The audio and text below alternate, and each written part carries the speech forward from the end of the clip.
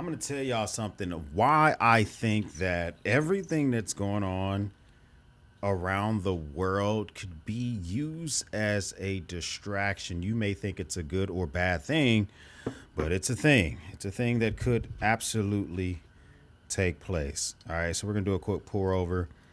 This the crazy thing is that right now we have our hemisphere with Venezuela and possibly becoming the big boys on the block with the drug boats and wanting maybe regime change. But it goes beyond that. You know that we had Operation Midnight Hammer where we did a strike in Iran and we participated and supported the effort of Israel after they were attacked in October of 2023. And so you have Hamas attacking them, and but on top of all that, so we got Hamas Gaza, and in Iran we got them.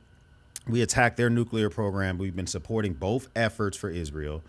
Then we have Sudan, where 60,000 people are suspected to be have killed in like literally less than a couple of months. So many people to the point where it's being tracked by multiple different colleges. They're seeing big burn pits of what they believe to be corpses and bodies. And we have that going on. And then we have Thailand and Cambodia. Once again, their ceasefire barely hanging on. And it seems like their ceasefire had just broke. And they're back in the mix. And we also have Pakistan and India. So there's so many things going on around the world where take our pick, America. We can just literally intervene in any conflict that we want to. And anything can instantly become a distraction. That's why I am fearful of what could happen next. I do believe that there's a lot of people, and I'm not trying to go down the conspiracy theory bandwagon, but I do think there are a lot of people who believe that the Epstein files are detrimental to them, to their livelihoods, to everything that they want to be able to do and all that good stuff. And that we will continue to see increasing just random involvement of us around the world and stuff. And I don't particularly believe that this is a coincidence that we are now doing stuff to help the oil companies possibly in Venezuela, because I don't particularly think it's about drugs. I think it's about that oil, baby. And if we see fit, we will intervene in Sudan more beyond just strikes, because I think we have done drone strikes in that area, whether Sudan or South Sudan. Mali has going on with that country's government can be taken over at any time.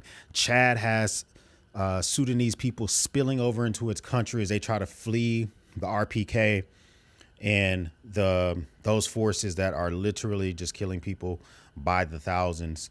We have Thailand and Cambodia, which I think we can intervene in because we get a lot of stuff made in both of those countries.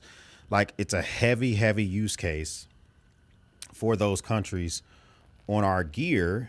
Bags, a lot of bags are made in Cambodia. A lot of different gears made in both of those countries. So we could see fit intervening for the sake of U.S. companies that have interest in those countries, that we would just intervene whenever.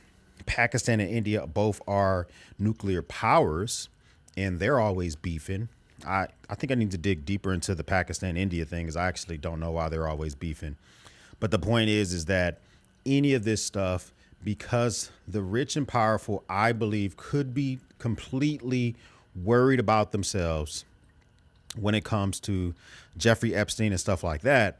I think there's a possibility that this stuff is literally could become a distraction, that at any moment we could jump into another fight. We could have a disruption to our economy. We would have to send our monetary support, or even worst case, if we had to send actual troops into harm's way as a distraction or to fight any of these fights. So I think that we are so overstretched. And just for disclosure, I'm kind of more of an American first type of guy. And I'm not American only. I do believe that we can do peace through strength and we can do humanitarian projects, but I am kind of America first. We got so much going on all the way from Ukraine to Hamas in Gaza. We got Israel and Iran. We have everything going on in Yemen, the Suez Canal, the Somali pirates. We also have Sudan about to completely just engulf itself. Chad is being taken over. Mali is being taken over. Thailand, Cambodia, Israel, Pakistan. And then randomly in early September, we step and we start doing things in Venezuela, which I think has to do with regime change and has to be about that oil. But we just sent more troops to Puerto Rico yesterday, this weekend. More troops going to Puerto Rico. If you guys don't believe that this is the beginnings of a possible invasion, then I really do have a bridge I can sell to you, because everything is pointing to we're going to put troops on the ground in Venezuela. To what extent, I don't know. Am I fearful that I'm going to be right? Yes, I am. Because why would we send more troops? And these aren't just simply support troops, right? These are folks who are operators. These are people who are 11 Bravos. These are Marines as well, infantry Marines, that are all capable, ready to do beachside raids. 11 Bravos to have to go further in country if need be. We have special operators in the area like we always do. Folks ready to train for an internal coup of the country or to help opposition leaders take over the country. And then here's the biggest thing. So for nearly an hour, I spoke to my stepfather who lives in Venezuela. And he says that the Venezuelan people were extremely excited when we began to mobilize in the Pacific and in the Atlantic and in the Caribbean Sea, because they feel like Maduro was an illegitimately placed back into power earlier this year. They feel like that they were finally about to bounce his ass up out of there and that the regime is very corrupt. They were super excited about it. But once we kind of got there in the late summer, early fall, and we kind of just started bombing boats, the wind was kind of let out their sails a little bit. They really are nervous that it is just about the oil. And we all know that Venezuela has the largest reserve of crude oil in the world. Now, it's one of the hardest crude oil to refine and make it usable for other stuff. But we're humans. We'll figure out how to refine some shit and make it look good. The point being is that he himself is a former Secret Service, and their Secret Service is equivalent to the FBI, right? It has some of the same functions. And before Nicolas Maduro was Hugo Chavez, and they had a better relationship with the Secret Service. But when Maduro took over, I think he's in his third term, the relationship with the Secret Service is completely different. He's having people taken out. He's having people bounced about the country or completely unalive forever if you're part of the Secret Service, because especially if you were under Hugo Chavez, if he believes you have the ability to interrupt his power in any sort of way.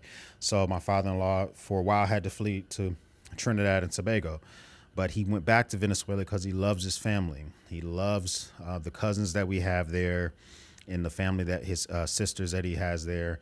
And it was important that he be near his family and not just simply be in Trinidad because he fears what Maduro may do to old Secret Service agents. But it has been a hassle. It has been a thing that he's had to worry about. And the people, for the most part, want Maduro gone. Another piece of insight that he told me, now this is anecdotal, and I'm waiting to see if he gives me more evidence to back it up, but Maduro's being supported by the Cubans, like when it comes to his daily life, his enjoyment, his protection. There are Venezuelans who are loyal to him, but he's heavily supported by the Cubans. And the Cubans are fully allowed to be in the country when it comes to some of the relationships that he has with some of the descendants of Fidel Castro. And so the Cubans heavily favor Maduro staying in power there. They support him. They send whatever they can. That's another thing that has to be dealt with as well. Is like, the Venezuelans want one thing. There's outside forces that want another. But I believe that, take your pick, everything I just said, that if Venezuela wraps itself up quickly, let's just say Maduro goes to Qatar, however you pronounce that country, him and his family, they go there. They're given asylum or they're told they won't be prosecuted or whatever. the opposition leaders put in place, we get access to that oil, baby. Take your pick from any of those other conflicts. I think we're going to intervene. I just do. Which one? I don't know. We've already shown ourselves with Operation Midnight Hammer that we can intervene with Iran. Then we have the other options as well. We've intervened with Gaza through humanitarian aid. We've intervened with Ukraine by supplying defense industry complex, supplying weapons basically, or money. So I think we have the ability to intervene in any of that stuff, and any of it can be a distraction for stuff that, for the most part, doesn't affect like 330 million of us. Okay, this is just such a few amount of people that were on the Epstein list. I do 100% want the justice for those used to be young women. They're now grown women who went through what they went through with Epstein. And if anybody should be in trouble, prosecuted, shamed, yeah, let's go ahead and get that going. But to keep themselves from being in trouble, shamed, or whatever, all these secondary distractions are the thing that makes me feel the most disgusted. I'm hoping that we stay America first, that we stay focused on bettering ourselves, making things more affordable, making it so I can better be suited to get better on my prep. There's things I'm looking at right now on my workbench that I want to replace, supplement. There's another kilowatt of storage I want to buy. Stuff is just kind of unaffordable. I don't feel like I can do it at the moment. And I know that if I feel that way, a lot of folks feel that way when they feel like they're trying to do the smallest amounts of prep for their family as well. But I mean, comment down below. What do you think? Do you think that this is all just a big distraction? Do you think that we're going to be intervening like we've been doing since the 1870s? Because that's just what we like to do here in America. We like to intervene in some shit. Or am I completely wrong? First time stopping by, hit the subscribe button. I would love to have you part of the battalion. If this is not your first time stopping by, well, thank you once again for watching me run my grape. For everyone else, we'll speak soon. Once again, another banger.